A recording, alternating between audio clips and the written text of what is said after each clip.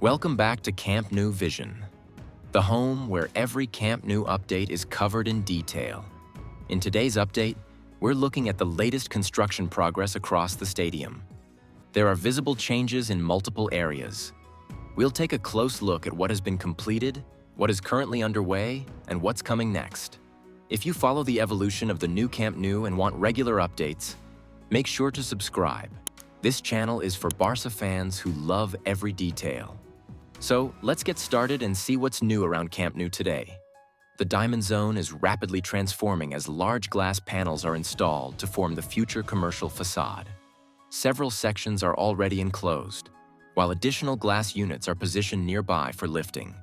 With temporary barriers removed, the architectural scale of the structure is now clearly visible, highlighting the growing identity of the stadium's retail and public-facing areas.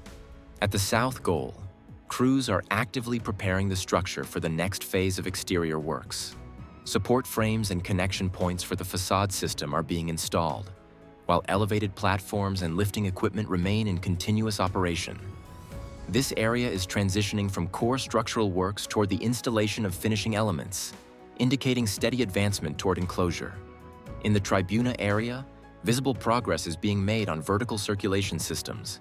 Escalators now feature installed handrails, and finishing works are ongoing beneath the structures, including electrical and technical installations. Additional prefabricated staircases and seating elements continue to arrive, while interior wall systems are close to completion, leaving only minor sections to be closed. Along the lateral side, installation of anchor systems is progressing methodically. These anchors will carry the louver framework and external facade elements. Work is being completed in sequential sections, starting from the lower levels and moving upward. The consistent positioning of supports confirms that this site is being systematically prepared for large-scale facade installation. In the corner zone, louver installation has become a central activity.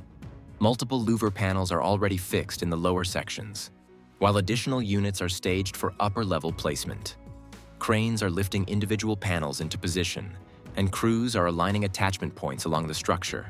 This area is now clearly entering an intensive facade phase, with visible progress in both preparation and final installation. Large prefabricated components for the compression ring are now present on site, representing one of the most critical structural systems of the stadium.